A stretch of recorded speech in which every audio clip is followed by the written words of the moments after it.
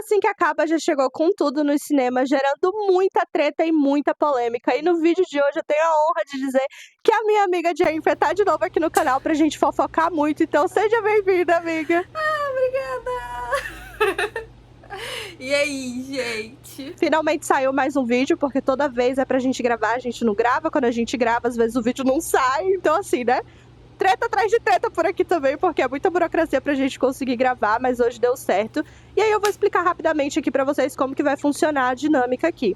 Aqui nesse vídeo eu vou falar um pouquinho aqui junto com vocês sobre a produção do filme, as polêmicas que estão ali em volta do filme junto com a Jennifer. Então a gente vai trazer aqui as nossas opiniões, a gente vai falar um pouquinho sobre como que foi acontecendo aí essa treta. E lá no canal da Jennifer a gente vai falar sobre a grande polêmica que é em volta desde o livro, mas também agora do filme, que é se é assim que acaba realmente romantiza, né, o termo que as pessoas usam, violência doméstica. E a gente vai falar um pouquinho melhor a nossa opinião e por que as pessoas começaram a levantar esse tópico. Então vamos lá, amiga, eu queria pedir para que você começasse explicando o que é a história de É Assim Que Acaba, quem é a autora, enfim, dando a sua sinopse aí.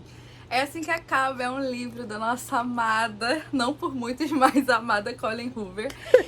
Esse é um livro que é bastante intenso, porque ele não é um livro que tem o foco no romance. Apesar de ser um livro com uma capa rosa, de florzinha, ser uma coisa muito fofinha, ele não é um livro para abordar sobre isso. Então a gente nesse livro vai estar conhecendo a Lily, que é uma adolescente no início do livro e mora com os pais, só que o pai dela é bastante violento com a mãe, né? E a gente tem aí vários saltos nesse livro onde a gente fica passando entre o passado e o presente da Lily. Ela tem esse passado conturbado e logo no começo do livro ela conhece o Riley, que eu não falo igual o nome do filme que fala Ryle. Eu não sei falar, eu falo Riley. Enfim, ela conhece esse cara que de início parece ser assim um príncipe. Ele é médico, ele é rico, ele é gato, ele é maravilhoso, ele é romântico, ele é perfeito. E eles têm um envolvimento e se apaixonam. Só que no decorrer do livro a gente vai conhecendo um pouquinho mais de algumas características do Ryle e a gente vai vendo que ele é... Viu? Tô quase falando Ryle agora. A gente vai ver... Tá pegando na moda, hein? A gente vai conhecendo algumas características dele e a gente vai vendo que ele não é, né, esse príncipe encantado que ele parece ser. Na verdade, quando a gente tá lendo esse livro, a gente vai tendo ali, né, algumas pitadas de romance entre ela e o Riley, e a gente vai vendo também o passado dela, onde ela conhecia outro personagem que chamava Atlas, que também teve um caso de violência na família dele. Enfim, são uma sequência de coisas que tem ali sim o seu romance no livro, a gente tem ali esse negócio pra prender o autor, né, obviamente, mas o foco do livro não é falar sobre o quanto a Lily ama o Atlas, ou o quanto ela ama o Riley, ou se ela vai ficar dividida e triângulo amoroso. Não é esse o objetivo do livro. O objetivo do livro é mesmo abordar, né, as questões da violência doméstica. A gente vai conhecer ali essa história, que não é o ideal, mas é o que basicamente acontece na vida real. Então é um livro assim que eu gosto muito, particularmente, é um dos primeiros livros que eu li da Colleen Hoover. É um romance, mas é um romance característico com o foco de abordar um assunto muito importante que precisa ser comentado, e eu acho que a Colleen, nesse livro, ela tenta trazer assim de uma forma que os próprios leitores consigam se conectar um pouco mais com a história, sem ser só focando nisso, sem ser um livro de autoajuda ou sem ser um livro documental sobre isso. É um livro de romance que aborda esse tema e é um livro, assim, que eu gosto muito particularmente. Interrompendo esse vídeo rapidinho só pra te lembrar que a gente tem um clube do livro, o Star Book Club, que foi criado pela Jennifer e pela Tayane. Vem conferir com a gente, é lá no WhatsApp. Amiga, explica rapidinho como é que funciona a dinâmica lá do clube. Lá a gente vota, faz enquete pra saber qual vai ser a nossa leitura do mês. A gente é um grupo muito unido. Lemos principalmente romance, mas não só romance. Se você quiser participar, é só você solicitar pra entrar. A gente te manda o link e a gente aprova todo mundo. A gente só botou lá uma restriçãozinha pra não ficar entrando robô. Mas a gente tá aceitando todo mundo lá. É muito legal. Espero vocês lá no canal. No canal não, no clube. Eu vou deixar o link aqui embaixo para vocês conferirem. E, inclusive, agora vai começar em setembro. Vai rolar uma leitura coletiva com o pessoal que é aqui do canal e com algumas amigas minhas também, do livro Família Feliz, do Rafael Montes. Você pode participar dessa leitura também. Os links que você precisa para participar, tanto do Clube da Jennifer quanto da leitura coletiva que vai ter aqui no canal, vai estar sempre na descrição aqui do vídeo. Um beijo, volta pro vídeo agora aí que vai continuar. E o que é interessante falar é que esse livro, ele não estourou tanto logo que ele foi lançado. Ele foi lançado em 2016, mas ele veio a estourar mesmo aqui no Brasil ali na pandemia, né? 2021, 2020. Ali naquela época, quando a galera passou a ler ainda mais, né? Teve aquele boom ali do BookTok, do pessoal revisitando livros um pouco mais antigos. E aí acabou que ele se popularizou muito na época da pandemia, e por causa dessa popularização que a gente hoje em dia tem, é assim que começa, que é a continuação. Então é muito importante dizer isso e falar, inclusive, que o diretor do filme, né, que foi o cara que comprou os direitos, que é o Justin Baldoni, que a gente conhece, amiga, de uma outra produção. Você gostaria de falar um pouco dessa outra produção? Ai, Rafael Solano, de Jane a Virgem. Jane a Virgem é minha série favorita da vida, quando eu vi que o Justin ia ser, além do diretor, o ator que interpretaria o Riley, que é o podre da história. Eu fiquei assim, com o coração sofrendo, porque eu amo o ator, eu amo a história do ator, eu amo a família do ator, eu amo o personagem que ele fazia, e saber que eu sentiria raiva dele nessa produção foi assim um negócio que me magoou. A Jennifer ficou desesperada, porque assim, ela fez eu e a Tayane, beijo pra Tayane, inclusive, ela fez a gente assistir essa série e viciar nessa série. Então acabou que eu e a Tayane, a gente ficou muito viciada em Jane a Virgem por causa da Jennifer. E quando a gente viu que o Justin, né, o nosso Rafael Solano, seria o Ryle, foi um desespero que vocês não estão entendendo. Porque a gente ficou, gente, como? Que vai ser, ele é um entendeu? mocinho, assim, ele entrou pro nosso coração. O primeiro personagem, eu acho que o ator faz pra que a gente tenha um impacto, né? A primeira vez que a gente conhece o ator, o personagem que ele tá interpretando é quem ele é pra gente. Então, assim, ele sempre vai ser meu Rafael Solano, exceto nessa produção. E aí, o que rola? O Justin, ele fundou ali uma produtora de filmes. Eu vou evitar falar nomes de produtoras, de pessoas que distribuem o filme, porque eu não quero falar errado. Então, assim, ele tem uma produtora, né, e ele atua nessa produtora como diretor. Então, essa produtora compra os direitos de alguns filmes e eles adaptam ali, né, fazem o filme, e geralmente é o Justin que tá ali dentro da produção ou na direção. E aí o que rola é que um tempo atrás o Justin comprou ali, conheceu o livro É Assim Que Acaba, e ele comprou os direitos, né? Ele conversou ali com a Colleen Hoover e comprou os direitos para adaptar então esse filme para o cinema. Só que o que acontece é que não basta só você comprar os direitos, tem muitas coisas que envolvem a burocracia de se fazer um filme. Então não basta uma produtora ter os direitos e comprar os direitos de filme. Eles precisam também de pessoas para capitalizarem aquilo ali. Então, investir dinheiro para que a produção aconteça, basicamente, né? Então, para pagar os custos de produção, de gravação, de edição. E eles precisavam angariar esses recursos. Só que uma coisa que a gente precisa falar é que o Justin compra esse livro antes do boom dele acontecer ali no BookTok, tá? Uma coisa interessante de falar aqui pra vocês é que todas essas informações que a gente vai citar aqui nesse vídeo são informações disseminadas aí na mídia. Então, tanto em vídeos, no TikTok, no YouTube, artigos, matérias, a gente vai tentar deixar o máximo de informações aqui na descrição do vídeo. Mas o que rola, né? Tem coisas que são rumores, tem coisas que tá afirmado. A gente não vai poder afirmar nada com muita certeza aqui, porque não somos jornalistas, né, amiga? Então a gente tá aqui em tom de fofoca. A gente não tem contato com o Rafael Solano. E aí, o que acontece? Pelo que eu entendi, ele conseguiu os direitos desse livro antes dele estourar ali na época da pandemia. Quando esse livro estourou, é lógico que a história teve mais notoriedade e as pessoas passaram a olhar mais com esse desejo de querer ter essa obra adaptada. É aí que o Justin começa, então, a escalar ali os outros atores, as outras pessoas que participariam dessa produção, e é aí que entra a Blake Lively na história. Pra quem não sabe, a Blake Lively, ela ficou muito famosa fazendo a Serena, acho que é assim que fala em Gossip Girl. Tu assistiu, né, amiga? Eu nunca assisti, então vezes. Não tenho muito o que falar. E aí, o que acontece? Ela, a Blake, é um nome muito forte em Hollywood, muito conhecida, tanto ela quanto o esposo dela, o Ryan Reynolds. Gravem esse nome porque ele vai ser recorrente aqui nessa história. Então, basicamente, a Blake, ela concordou em participar dessa produção se ela pudesse ser a produtora executiva do filme. E aí, gente, entra muito nesse aspecto técnico que a gente não vai se ater muito a isso, mas basicamente o produtor executivo ele vai trabalhar ali junto com o diretor para criar a obra, para escalar atores, para conseguir patrocinadores. E como a Blake, ela é um nome muito forte dentro de Hollywood, o dinheiro para investir para essa obra ser feita logo chegou, porque a Blake Lively que tá no projeto. E isso é muito importante de falar, e eu vi muitos vídeos que falavam muito sobre isso, inclusive.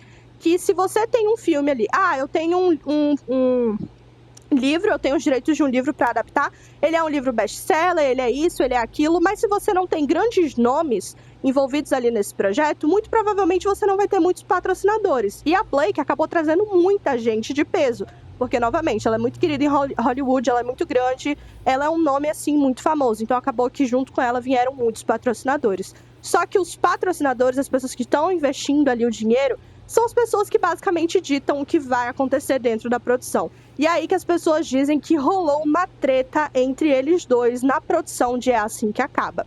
Mas eu vou voltar aqui só um pouquinho para explicar o porquê que a gente, como público, começou a ver essa polêmica. Amiga, foi ano passado que a gente viu a questão do elenco, né, que foi escalado. Sim, quando começaram as gravações e soltaram, assim, quem iam ser os atores. Até então, acho que a gente ainda nem sabia que o Justin seria o Riley, a gente só sabia que a Lily seria a Blake Lively, que eu vou chamar de Serena, porque eu não consigo decorar o nome dela. A gente sabia que ela seria a atriz da Lily e ficamos ali na expectativa de quem seria o Riley, quem seria o Atlas, né, o querido Atlas. A gente também não sabia, inclusive eu não conheço o ator que interpreta o Atlas, né, eu conheci ele só nessa Nem produção. Se tu não conhece, então eu tô bem, porque a Isa conhece todo mundo, cara. E aí... Não conheço também ele. Que bom, eu ali. E aí, a gente ainda não sabia quem seriam os atores, mas começou ano passado, né? Aí teve um problema, né, de Hollywood, teve uma treta lá com os negócios a greve dos roteiristas. A greve dos roteiristas. E aí deu uma atrasada no lançamento do filme. E até então a gente estava acompanhando tudo assim que eles soltavam euforicamente. Nós estávamos ali. E aí o que acontece? Nós, enquanto público, a primeira coisa que a gente percebeu foram os adiamentos de lançamento. Esse filme, era para ter saído em fevereiro desse ano. Ele saiu em agosto. E antes disso, tinham colocado ele para junho, mais ou menos. Então, assim, a primeira coisa que a gente começou a notar que estava estranho era por causa disso. E aí, basicamente, né, filme pronto, começaram ali os trabalhos de divulgação. Geralmente, quando um filme vai ser divulgado, os atores, os produtores, ali, geralmente o diretor que fica junto com os atores, eles saem dando entrevistas, participando de programas e promovendo esse filme. O que a gente começou a perceber é que o elenco estava promovendo o filme de um lado e o Justin sozinho promovendo de outro. O que não faz sentido, porque ele é um dos personagens principais da trama e o diretor, não faz sentido, o diretor não está junto com a galera que está promovendo ali o filme. E uma coisa que a gente reparou muito que estava acontecendo é que a Blake estava promovendo o filme, super filme para garotas, leve sua amiga para assistir junto com você, use suas flores, algo bem mais romantizado, mais momento de garotas, enquanto que o Justin estava focando totalmente no tema central do livro, a violência doméstica contra uma mulher. Então, os tons de narrativa eram muito diferentes e isso começou a incomodar muito a galera que lê os livros e sentiu a falta de uma mulher falando sobre isso. Porque enquanto o Justin estava focando no tema central, a Blake estava falando sobre a linha dela de cabelo. Então, assim, era muito discrepante. O que acontece é que, geralmente, filmes, histórias que têm um público feminino muito forte são uma oportunidade muito grande de lucro para vender produtos cosméticos, maquiagem, enfim, produtos para mulheres. E a Blake tem aproveitado esse momento para divulgar as marcas pessoais dela e lucrar em cima disso, deixando um pouco de lado a história principal do filme. E aí que tá a problemática, porque algumas pessoas começaram a apontar de que seria ali uma tentativa da Blake de popularizar esse filme, levar esse filme mais longe, deixar ele mais popular para que pudesse ali, novamente, são rumores, pudesse ali ter uma oportunidade de chegar ao Oscar. Porque o que acontece? Se você bate no tema do filme, como o Justin tá falando sempre, o que é o tema, que é um tema delicado, que é um tema que precisa ser falado, você vai ter um público extremamente nichado. Concorda comigo, amiga, que não é todo mundo que vai querer assistir? Não é todo mundo que vai querer assistir. E esse público que não vai querer assistir é o público que nem deveria assistir. Exatamente. E o que que rola? Quando você promove um filme desse, falando que é algo super cool, super pra garotas, nossa, amigas, vamos assistir no cinema. É complicado, gente, porque às vezes uma pessoa vai assistir sem nem saber o quanto que aquele filme pode dar gatilho, porque é um tema muito sensível. Então, assim, pelo lado de publicitária, eu entendo a Blake ir por essa parte do marketing, porque, galera, por mais que o filme, pra gente, seja algo emocional, a galera de Hollywood quer lucrar. Eles são mercenários, eles estão ali pelo dinheiro, entendeu? Diferentemente do Justin, que a gente viu... Diferentemente do Justin, que a gente viu desde o início, o quanto que ele estava empenhado em trazer essa história de uma forma muito bonita. Pesquisando sobre todo esse assunto para poder trazer nesse vídeo, eu descobri uma coisa muito legal sobre o Justin Baldoni, que eu não sabia, que eu não sei se a Jennifer sabe, porque nos vídeos que eu mandei para ela não tinha essa informação. Mas o Justin, ele é muito conhecido nos Estados Unidos pelo papel dele. Ele é uma pessoa muito politizada, que sempre tá falando muito sobre masculinidade tóxica, como que os homens, eles podem aprender a lidar com a própria masculinidade de uma forma que não seja tóxica, de uma forma que eles possam respeitar, acolher mulheres. Ele é um nome muito famoso nos Estados Unidos. Sabia? Sim, inclusive ele tem livro e ele tem um podcast que fala sobre masculinidade também. Então ele é um cara que ele criou todo o branding pessoal, a marca pessoal dele, em falar sobre masculinidade tóxica, falar sobre como que os homens podem lidar com isso, com a masculinidade deles de forma mais saudável, responsável. Então, assim, é um cara que ele construiu todo o branding dele em cima de um assunto que tem tudo a ver com o livro. E assim, pra mim é a pessoa ideal pra estar à frente desse projeto, é quem ia ter uma visão certa sobre aquilo ali. E ele fala em algumas entrevistas, inclusive, que ele tinha muito medo, quando ele foi, né, pra dirigir, ele tinha muito medo de acabar colocando muito a visão dele, e não a visão de uma mulher e como que a mulher passa por aquilo. Então é por isso que ele teve muito cuidado na hora de escolher quem seria a Lily, quem teria ali a visão feminina junto com ele, pra poder abordar um tema tão sério. E aí, beleza. Amiga, tu lembra do fenômeno do ano passado? Barbieheimer? Barbie contra Oppenheimer, que só se falava disso? Aham, foi um boom. No cinema era metade da galera só pra assistir isso, outra metade só pra assistir Barbie. Todo mundo de rosinha. Então, e aí o pessoal começou a falar que a Blake tava meio que querendo forçar que isso acontecesse, porque pra quem não sabe, a Blake e o esposo dela estão em cartaz ao mesmo tempo, onde ela é a protagonista de É Assim Que Acaba e o Ryan é o protagonista de Deadpool. Então uma coisa que começou a acontecer, e que já acontece há muitos anos no cinema, é que quando você tem um casal ali envolvido em duas grandes produções, geralmente um tá sempre apoiando ali o outro e divulgando o trabalho do outro. Tanto que, tu viu que a Blake, ela faz uma participação em Deadpool e Wolverine? Não vi, não assisti Deadpool e Wolverine ainda.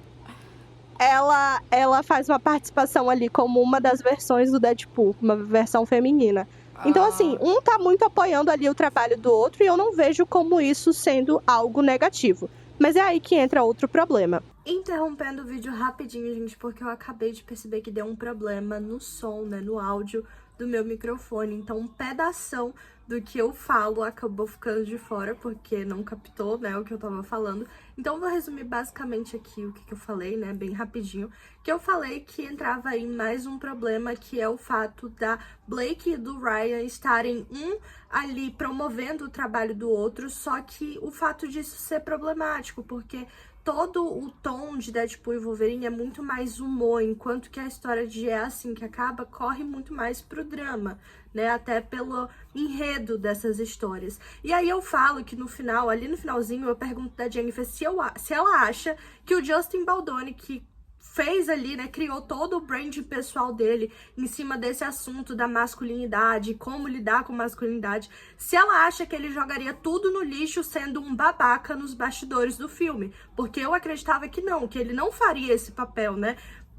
Primeiro que, se o cara constrói essa reputação há tantos anos, eu realmente acredito que ele seja uma pessoa que viva realmente isso. Não faz sentido ele simplesmente mudar e ser um macho escroto ali nos bastidores do filme. E aí, basicamente, eu pergunto pra Jennifer se ela acha que ele agiria dessa forma, sendo essa pessoa que a gente já conhece há anos, lutando tanto por homens que tenham uma masculinidade, que lidem com as suas masculinidades de uma forma saudável. E aí agora eu vou deixar a resposta dela aí pra vocês, porque realmente deu esse problema aí e eu não ia ter como dublar em cima do vídeo. Então, vamos voltar pro vídeo. Eu acho que com certeza não, até porque não são só os atores que estão ali envolvidos nessa história. Tem desde a pessoa que serve a água, ao cinegrafista, ao fotógrafo, todo mundo que tá ali envolvido. Todo mundo estaria a par dessa situação. Eu acho que ele não estragaria a carreira dele, ainda mais tratando de um trabalho que todo mundo tava esperando, né? Que assim que acaba é um negócio que tá todo mundo esperando. Ele sabe disso, ele sabe da popularidade que o livro tinha, da popularidade que o filme teria. Então ele jamais seria, nem se ele fosse, ele seria burro o suficiente pra agir de uma forma escrota, né, num ambiente de trabalho, assim, cara com uma carreira, com uma família tão solidificada, fazer isso. Apesar dele não ser o ator mais conhecido do mundo, ele tem sim os seus méritos, a sua carreira, os seus trabalhos, as suas obras, e ele jamais faria isso.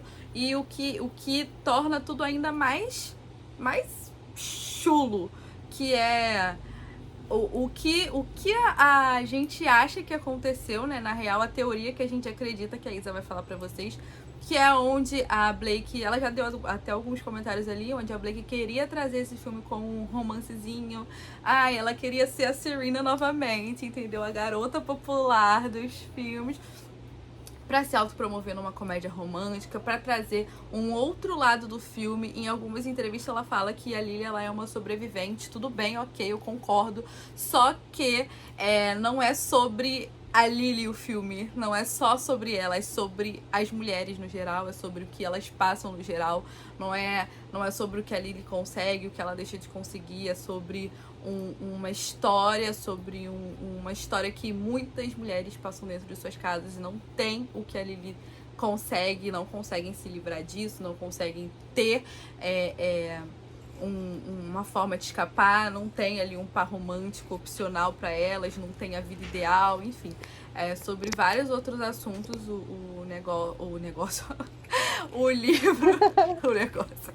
É sobre vários outros assuntos do livro e o filme, e ela querer trazer essa vibe mais...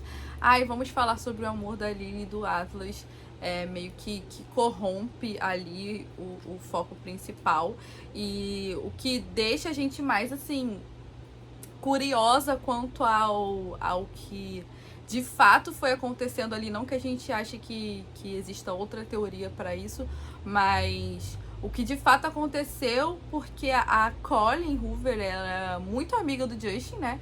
De fotos no Instagram, e meu amigo, inclusive a Colleen Hoover foi a própria que falou pro Justin que ele deveria interpretar, porque ninguém interpretaria esse personagem melhor que ele.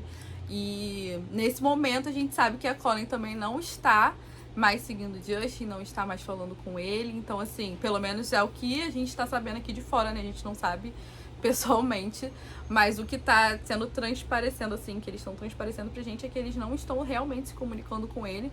E essa teoria de que a Blake realmente desviou o caminho, assim, do livro e do filme é o que mais me parece crível, o que mais me parece real, porque pelas atitudes que ela tá tendo, pelas formas que ela tá se posicionando, pelo marido dela tá se posicionando também dessa forma. E é o que a Isa falou, ela é muito popular, ela é muito mais popular do que o Justin em relação a isso, apesar dele trabalhar como diretor e tal, ele não é tão popular como ela. Todo mundo sabe quem é, ela fez aquele não sei o que de Adeline, enfim, ela fez vários filmes, ela tem uma carreira mais popular que a dele, ela é uma estrela de Hollywood, sim. Então a gente fica aí se questionando muito sobre o que tá acontecendo, né?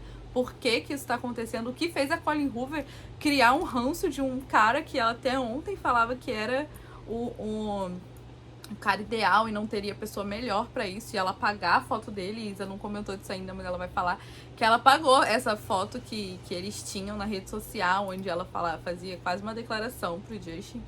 E estamos aí vendo que não é só de flores que vive a Lily, não é só de flores, que é assim que acaba. E enfim, gente, foram várias e várias polêmicas. A gente não vai falar teoria por teoria, porque novamente são teorias e teorias. Mas o que já foi afirmado, inclusive pela própria Blake na premiere do filme, é que o Ryan, o esposo dela, escreveu algumas cenas de É Assim Que Acaba. E aí que tá, né, gente? Porque a roteirista depois fala que ela percebeu em alguns momentos, ela achava que a Blake estava improvisando algumas cenas, que ela não estava seguindo o roteiro. Mas, na verdade, a Blake estava, sim, seguindo o roteiro que o marido dela escreveu para algumas cenas. Inclusive, uma Que cena... não tinha nada a ver com o filme. Que não tinha nada a ver com a produção, gente. Tanto que ele não é acreditado, pelo menos eu não vi ele sendo acreditado como produtor desse filme. Ele não tinha que estar metendo a mão dele ali. Mas, novamente, eles são marido e mulher. Um acaba interferindo ali nas produções que o outro tá participando. Coisas de Hollywood, né? Inclusive, na premiere, ela fala ali que o Ryan, que escreveu... Sabe aquela primeira cena que a Lily conhece o Ryan e tal? A Blake fala na premiere que quem escreveu essa cena foi o Ryan. Só que eu te pergunto, Ryan leu o livro? Porque essa cena foi a cena que eu achei mais esquisita, com os diálogos mais esquisitos. Eu fui assistir com meu amigo e eu falei assim, os diálogos mais vergonha alheia. Os diálogos dessa cena estão muito vergonhosos. Estão muito. Me dava aflição. E aí eu falei assim, cara, tá estranho. Só que, tipo assim, gente, faz parte. A gente já tá acostumado a ter adaptação que não é fiel, que não é legal. Então eu só aceitei. E eu comentei isso com meu amigo. Eu falei assim, cara, esse é o tipo de filme que se ele é lançado no streaming, a pessoa desiste de assistir por causa dessa cena. Porque tava muito ruim essa cena. E aí, mas beleza, depois dessa cena, o resto do filme ficou muito legal. E aí que tá, né, gente? Porque a Blake falou claramente que quem escreveu essa cena foi o Ryan. E depois a roteirista, ela explica que ela tinha escrito essa cena, mas que não foi gravado como ela escreveu. Então ela achou que os atores estivessem improvisando, mas não, eles estavam seguindo o roteiro que o Ryan tinha escrito. E aí que tá a questão, será que o Justin sabia que esse roteiro tinha sido escrito pro Ryan? Ninguém sabe, porque inclusive tem rumores de que esse roteiro, essa parte aí, essas cenas que o Ryan escreveu foram escritas durante a greve dos roteiristas. E essa greve, gente, que lutava por melhores direitos, melhores condições de trabalho para os roteiristas, estava tendo uma campanha muito forte nos Estados Unidos para que os atores não estivessem produzindo. Não era para ninguém trabalhar, era para todo mundo focar nessa greve para conseguir melhores direitos. E aí o gato vai lá, escreve, muda o roteiro de uma outra roteirista. Então, assim, são rumores, isso não tá claramente dito. A única coisa que a gente sabe é que a Blake afirma que o Ryan que escreveu essa cena. Mas eu acho que ele não tinha nem que estar envolvido nessa produção. E tanto, assim, eu acredito muito que isso foi feito por debaixo dos panos, porque o nome dele não é acreditado como produtor. Então eles mexeram onde eles não deviam. E eu acho isso um absurdo. Eu acho que isso não é legal com o Justin, que tava desde o início daquele projeto, sabe? Então, assim, tem inclusive, tudo isso acontecendo. O marido dela, ele é um ótimo diretor, a gente não tá criticando o potencial dele, mas ele é um ator e diretor, né? Não é o foco dele esse tipo de livro, de filme, de adaptação. Vocês podem ver que a maioria dos filmes dele não tem esse cunho dramático, esse cunho emocional. É pastelão, é uma coisa mais divertida, mais comédia, mais besterol. Não é essa importância toda, né, para que ele se atreva a roteirizar alguma cena. Eu acho que é muita falta de noção. Eu me meter num lugar, porque eu tenho o privilégio de ter o meu marido lá, eu vou me meter nesse lugar onde não me cabe, onde eu não tenho voz, onde eu não sei do que eu tô fazendo, pra poder deixar o negócio mais engraçado, mais divertido, sendo que não é o objetivo, né? E é patético, gente. Os diálogos dessa cena são muito esquisitos. Tanto que no resto do filme... Eu lembro que no cinema... Amiga, no cinema, eu assisti com duas amigas nossas, a Yasmin e a Dani. A Yasmin pegava e fazia assim. A Yasmin...